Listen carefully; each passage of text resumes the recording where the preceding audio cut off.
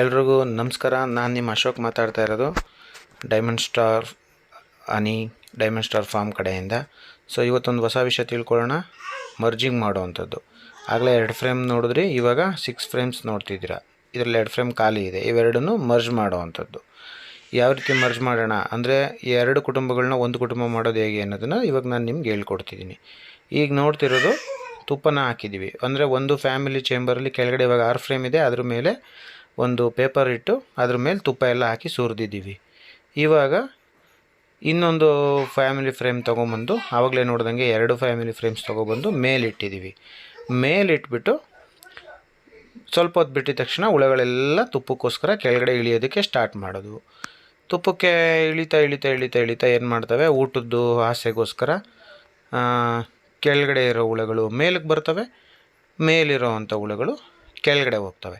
ನಿಮಗೆ ಡಿಫ್ರೆನ್ಸ್ ಗೊತ್ತಾಗಲಿ ಅಂತಂದ್ಬಿಟ್ಟು ಮೇಲಿಟ್ಟಿರೋವಂಥದ್ದು ಬ್ಲ್ಯಾಕ್ ಹುಳಗಳು, ಕೆಳಗಡೆ ಇಟ್ಟಿರೋವಂಥದ್ದು ರೆಡ್ ಹುಳಗಳು.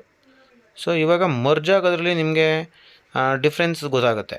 ಈಗ ನೋಡ್ತಿದ್ದೀರಾ ಎಲ್ಲ ಬರೀ ಇದೆಲ್ಲ ಬ್ಲ್ಯಾಕ್ ಫ್ಯಾಮಿಲಿ. ಸೊ ಬ್ಲ್ಯಾಕ್ ತುಡುವೆ ಜೇನುಗಳಲ್ಲಿ 2 ಥರ ಇರುತ್ತೆ, ಅದು ಬ್ಲ್ಯಾಕ್ ಥರ ಒಂದು, ಇನ್ನೊಂದು ರೆಡ್ ಥರ. ಸರಿನಾ? ಇದು 2 ಫ್ರೇಮ್ ಇತ್ತು, ಈ ಹುಳಗಳನ್ನ ಮರ್ಜ್ ಮಾಡ್ತಿರೋವಂಥದ್ದು. ಈಗ ನೋಡಿ, ಇದರಲ್ಲಿ ಈಗ ರೆಡ್ಡು ಕಾಣಿಸ್ತಿದೆ ನಿಮಗೆ, ಕೆಳಗಡೆಯಿಂದ ಬರ್ತಾ ಇರೋವಂಥದ್ದು ರೆಡ್ ಹುಳುಗಳು. ಈ ಮೇಲ್ಗಡೆ ಇರೋದೆಲ್ಲ ಬ್ಲ್ಯಾಕ್ ಬೀಸ್ಗಳು.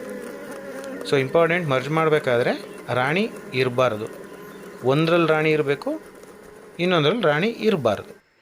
ಈ ರೀತಿ ತುಂಬ ಇಂಪಾರ್ಟೆಂಟು. ಇವಾಗ 2 ಫ್ರೇಮಲ್ಲಿರೋದನ್ನ ಫ್ರೇಮ್ಗಳನ್ನ ಒದ್ರು ಬಿಟ್ಟಿದ್ದೀವಿ. ಹಾಗಾಗಿ ಹುಳಗಳೆಲ್ಲ ಮೇಲ್ಗಡೆ ಇರೋ ಹುಳಗಳೆಲ್ಲ ಬ್ಲ್ಯಾಕ್ ಬೀಸ್ಗಳೆಲ್ಲ ಜೇನುತುಪ್ಪನ ಹೀರ್ತಿದ್ದಾವೆ. ನೋಡಿ ಎಷ್ಟು ಚೆನ್ನಾಗಿ ಹೀರ್ತಿದ್ದಾವೆ, ಫೀಡಿಂಗ್ ಎಷ್ಟು ತಗೊಳ್ತವೆ. ಈ ಸಂದರ್ಭದಲ್ಲಿ ಫೀಡಿಂಗ್ ಎಷ್ಟು ಇಂಪಾರ್ಟೆಂಟ್ ಅನ್ನೋದು ಕೂಡ ನೋಡ್ಕೊಳ್ಳಿ. ಈ ರೀತಿ ನೋಡಿ ಎಷ್ಟು ಚೆನ್ನಾಗಿ ಬಾಯಿನಲ್ಲಿ ಎಳ್ಕೊಳ್ತಾ ಇದ್ದಾವೆ ಸಾಕಷ್ಟು.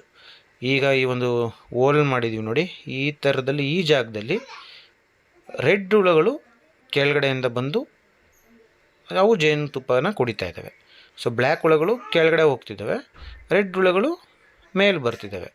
ಈ ಎರಡೂ ಕೂಡ ಮಿಂಗಲ್ ಆಗುವಂಥದ್ದನ್ನ ಇವಾಗ ನೀವು ನೋಡ್ಬೋದು. ಅಷ್ಟು ಸುಲಭವಾಗಿ ಮಿಂಗಲ್ ಆಗಲ್ಲ, ಮರ್ಜ್ ಆಗಲ್ಲ, ಸ್ವಲ್ಪ ಟೈಮ್ ತಗೊಳ್ಳುತ್ತೆ. ಸ್ವಲ್ಪ ಟೈಮ್ ತೊಗೊಂಡ್ರೆ ಎರಡೂ ಕೂಡ ಮರ್ಜ್ ಆಗ್ತವೆ, ಸೇರ್ತವೆ. ಆ ಫೆರಮಾನ್ ಸ್ಮೆಲ್ ಅಂತ ಏನು ಬರುತ್ತೆ ರಾಣಿದು, ಅದಕ್ಕೆ ಇವೆರಡೂ ಸರಿ ಹೋಗ್ತವೆ, ಹೊಂದ್ಕೊಳ್ತವೆ.